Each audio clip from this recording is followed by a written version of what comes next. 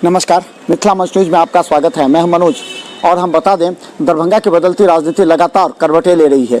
खासकर हम बता दें, अमरनाथगामी का जो निर्णय हुआ है वो निश्चित तौर पर राष्ट्रीय जनता दल के कुछ नेताओं की नींद उड़ा चुके हैं। हम बता दें कि राष्ट्रीय जनता दल के दो उम्मीदवार हैं आपको हायाघाट से, गीता देवी, और अगर हम कहें तो कई ऐसे उम्मीदवार भी वहां से आए हैं जिनका इस बार अमरनाथगामी के निर्णय के बाद नींद उड़ गया है।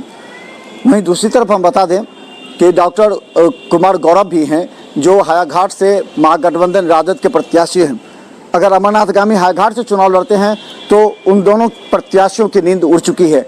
अब इसलिए हम बता रहे हैं कि अब राष्ट्रीय जनता दल में भी गामी के एंट्री ने कई लोगों की नींद उड़ा दी है। वहीं दरभंगा शहरी विधानसभा क्षेत्र से अगर हम कहें तो बद्री पूर्वे, विनोद शाह और ओम प्रकाश खेरिया जो तीनों प्रमुख दावेदार थे राष्ट्रीय जनता दल के शहरी विधानसभा से, उनकी भी नींद उड़ गई है। वो बेचैन हो गए हैं क्योंकि इतने दिनों से लालू प्रसाद यादव या फिर तेजस्वी यादव ने वादा किया था कि आपको टिकट मिलेगा, आप जाकर के अपने विधानसभा क्षेत्र में कार्य कीजिए, और ये सभी लोग कार्य कर रहे थे। ऐसे में अमरनाथगामी की एंट्री निश्चित तौर पर तीनों नेताओं की नींद उड़ा चुकी है।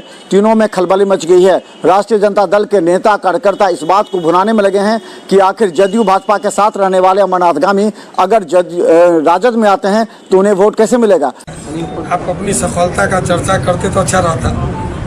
आप उनके पूर्वज का विफलता, उनके सरकार का विफलता, उस पर चर्चा कर रहे हैं। आपके पास सफलता बोलने के लिए कोई बात तो है नहीं लगता। आपको अपनी बात करना चाहिए कि मेरे राज्य में हत्या नहीं हो रहा है, अपहरण नहीं हो रहा है, बच्चे का बलात्कार नहीं हो रहा है, उस पर तो बात करना चाहिए ना सर। उनके राज्य में हुआ था, पिताजी के समय चरवाहा विद्यालय, भैया आप है 15 साल से, हमको जवाब देना है। जनता आपसे सवाल कर रही है, आप राजद से सवाल कर रहे हैं, हद है भाई।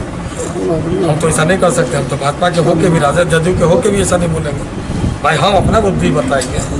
मेरे यहाँ एक भी ये सब बात में करेंगे सर, क्या है कि हम राजद ज्वाइन करें। जब हम कहे थे कि लोजपा भाजपा जदयू में समन्वय से राजनीति होना चाहिए था, आज तक लोजपा के साथ अन्याय हो रहा है कि लोजपा अन्याय कर रहा, हम नहीं कहेंगे। लेकिन लोजपा का वोटर, मैं दावा कर सकता हूं कि आज की स्थिति में जदयू को वोट नहीं करेगा।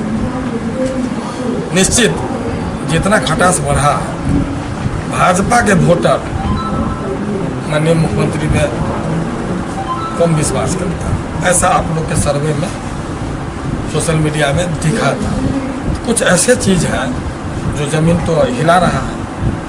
अब युवा पर जो कटाक्ष कर रहे हैं बड़े बड़े नेता लोग, ये बच्चा नेता है और सुशील मोदी जी दूसरा कोई काम है क्या? एक इस लड़का के खिलाफ में बोलना,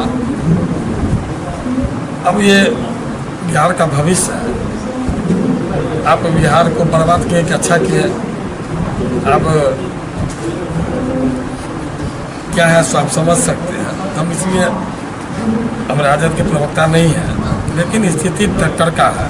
हो सकता है कि मार्जिन एज में महागठबंधन आ गया है कि अभी गठबंधन उन लोग का कम्युनिस्ट, कांग्रेस और राजद का अच्छा सफलतम और VIP का सफलतम गठबंधन हो चुका है। ये नहीं कि हम उधर जा रहे हैं इसलिए कह रहा है। लगता है क्या कि मीडिया के आँख से भी हम देखते हैं तो लगता है कि फाइट में है सरकार जा सकती है। 15 साल के बाद वैसे भी रिपीट राजनीति नहीं करता है। अभी तक बिहार का राजनीति का मैक्सिमम ईयर 15 है, ये भी खतरनाक है। और जो स्वभाव 2013 से पहले बिहार था, वो बिहार कमज़ोर बिहार, लाचार बिहार, वो सब हम पोस्ट में लिख चुके हैं पहले। क्या जो रुतबा था, जो जलवा था, वो 2013 के बाद नहीं है। इसमें कहने में कोई हर्जा नहीं है, सारे लोग कर सकते हैं। अब हम पार्टी छोड़ेंगे तो भाजपा का विरोध में अलबल करेंगे, जीवन में नहीं करेंगे। हम ये बता दें कि महागठबंधन या राजद का सबसे बड़ा वोट बैंक होता है, अल्पसंख्यक वोट बैंक। लेकिन जो अमरनाथगामी जिन्होंने साफ कहा था कि वो आज भी चंदा देते हैं RSS को, जिन्होंने साफ कहा था कि वो भारतीय जनता पार्टी से जुड़े हुए हैं, बीच में जदयू से नाराज होने के बाद वो भारतीय जनता पार्टी के भी कई कार्यक्रमों में शामिल हुए। इस परिस्थिति में निश्चित तौर पर गामी को महागठबंधन में शामिल होने के बाद जो अल्पसंख्यक समुदाय हैं वो उनको नाराजगी झेलना पड़ सकता है। तो इस परिस्थिति में हम बता दें कि अब अमरनाथगामी ने स्पष्ट कर दिया है कि वो राष्ट्रीय जनता दल में शामिल होंगे, और हालांकि अगर सूत्रों की माने तो वो हो चुके हैं, बाज़ाब्ते उनकी वार्ता भी हो चुकी है।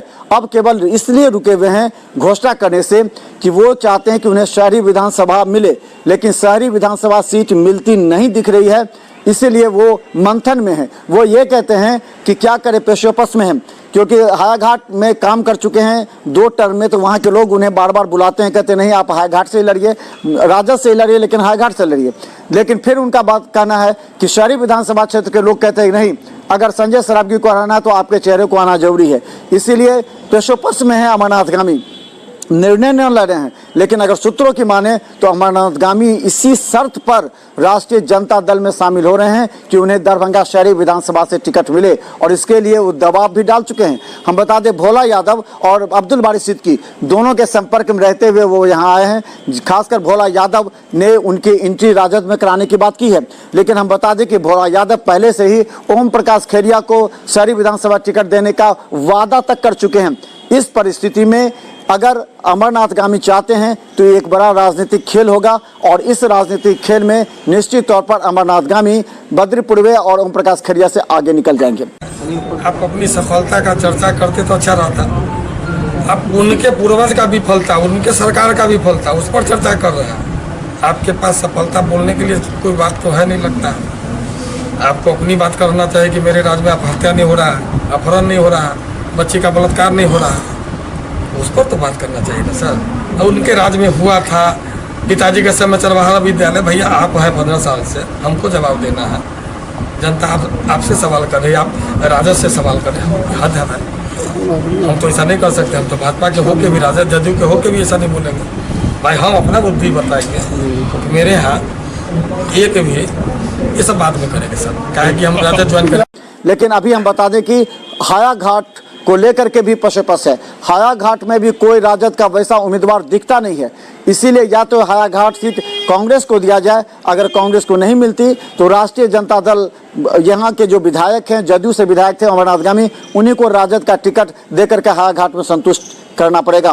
क्योंकि हालांकि अमरनाथ गामी नहीं चाहते हैं कि हायाघाट से वो लड़ें, क्योंकि लगातार 2 बार जीत चुके हैं, तो इस परिस्थिति में विपरीत प्रतिक्रिया होगी और वहाँ से वो हार भी सकते हैं।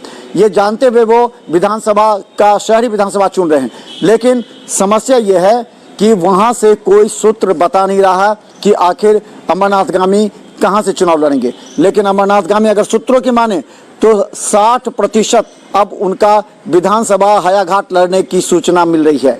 60% तो वहाँ से लड़ने की सूचना है। अगर 40% कहें तो वो विधानसभा शहरी विधानसभा से लड़ेंगे। लेकिन मामला गड़बड़ है। मामला इसलिए गड़बड़ है कि विधानसभा शहरी विधानसभा में महागठबंधन में शामिल होने के बाद अल्पसंख्यक समुदाय के लोग जो अमरनाथ गामी को वोट डालने से परहेज करेंगे, जो कि बहुत बड़ा नुकसान हो सकता है राजद को। लेकिन अगर वो वहाँ से हायाघाट से चुनाव लड़ते हैं तो निश्चित तौर पर वहाँ उन्होंने कार्य किया, उस क्षेत्र में उन्होंने कार्य किया है, तो उसके लेकर के वो दावा कर सकते हैं कि हमने जदयू में भी काम किया तो राजद में भी रहकर काम करेंगे। तो इस परिस्थिति में वहाँ यानी कि अगर कहें तो हायाघाट विधानसभा से उनकी जीत हो सकती है, लेकिन शहरी विधानसभा से लड़ेंगे तो उसका नुकसान इस तरह से भुगतना पड़ सकता है। लेकिन उन्होंने कह दिया है कि वो हायाघाट या शहरी विधानसभा से चुनाव लड़ेंगे। तो देखते रहिए मिथिला मस्जिद पर हर अपडेट खबर यूट्यूब में। उनका अगला कदम क्या होगा, उन्होंने बड़ी घोषणा कर दी है।